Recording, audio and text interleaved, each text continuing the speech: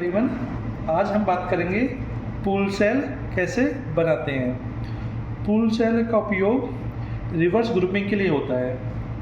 तो pool cell के लिए आपको ए सेल टेस्ट ट्यूब ले लीजिए, आप ए सेल मेंशन कर दीजिए।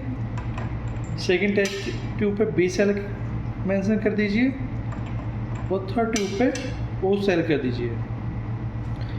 पूल सेल बनाने के लिए आपको, यदि आप ब्लड बैंक में जॉब करते हैं तो आपको ए के 3 अलग अलग बैग लेने पड़ेंगे।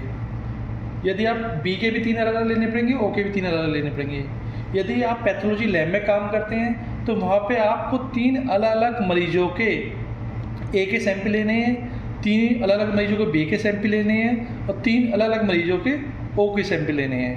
हम ब्लड बैंक में हैं तो हमारे पास ए के 3 बैगों के सेगमेंट है, ये बी के 3 बैगों के सेगमेंट है, ये ओ के 3 बैगों के सेगमेंट है। ठीक है, इन तीनों में से आपको एक एक डोप आपको टेस्ट ट्यूब में ऐड करना है।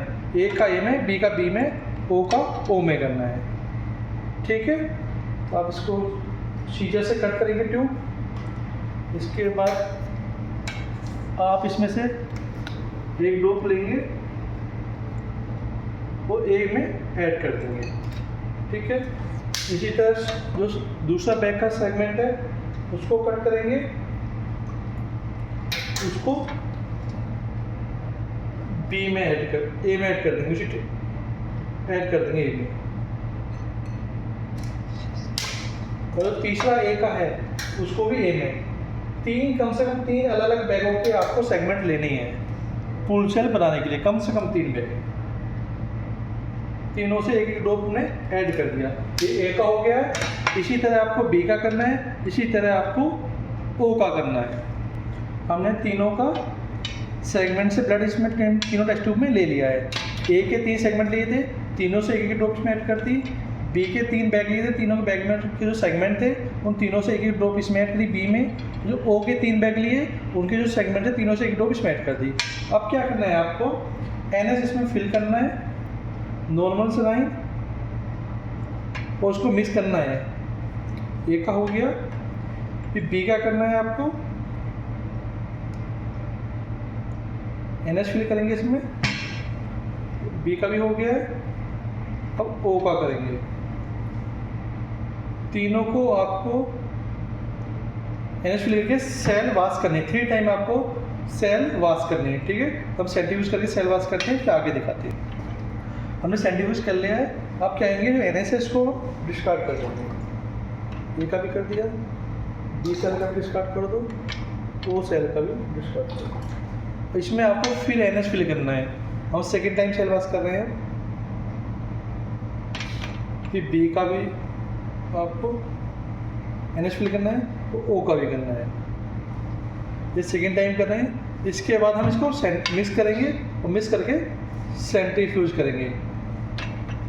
इसी तरह आपको 13 बार कम से कम आपको करना है। जो सेकेंड टाइम कर रहे हैं हम, अब इसको हम सेंट्रीफ्यूज करते हैं। हमने 3 टाइम सेल वाश कर लिए। अब इसको NS को डिस्कार्ड कर देंगे। ये बी का है, बी को भी 3 टाइम आपको सेल वाश करनी है। ये डी ओ का डिस्कार्ड। अब क्या करना है, आपको 3 अलग टेस्ट ट्यूब लेनी है, उन पर आपको लेवलिंग करना है। ए सेल, बी सेल और ओ सेल, और आपको 5% का सेल सस्पेंशन बनाना है। उसके लिए आपको 1000 माइक्रोलीटर तीनों टेस्ट ट्यूब में NS ले लीजिए। आपको जितना ही बनाना है, जितना आपके यहाँ यूज हो जाए। बी में लिया, ओ में लिया, 1000 माइक्रोलीटर NS ले लिया आपने तीनों टेस्ट ट्यूब में। उसके बाद क्या करना है, आपको तीनों ले लिया। जो आपकी सेल वाश है 50 माइक्रोलीटर, जो ए की सेल वाश है वो ए में ऐड करनी है। ए की सेल वाश है हमारे पास, जो हमने अभी 3 टाइम वाश की है, वो ए में ऐड कर देंगे 50 माइक्रोलीटर। वो ए में ऐड कर दिया। जो बी की सेल है, सेल वाश है, वो बी में आपको ऐड करनी है। बी में ऐड हो गई। तो जो ओ की सेल है वो आपको वो में ऐड करनी है।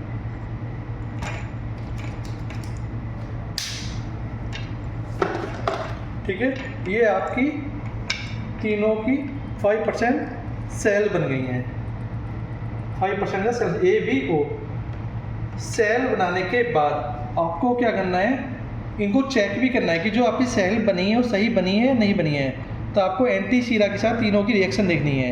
ए सेल के साथ रिएक्शन करेंगे, बी की सेल के साथ चेक करेंगे, ओ के साथ। तीनों का आप एंटी सीरा का रिएक्शन भी चेक करेंगे, आपने जो पूल सेल बनाई है वो सही है या नहीं है। इन पूल सेल का उपयोग हम रिवर्स ग्रुपिंग के लिए करते हैं ब्लड बैंक में, और जो ओ सेल है उसका हम आईसीटी लगाते हैं तब हमें उस सेल की जरूरत पड़ती है।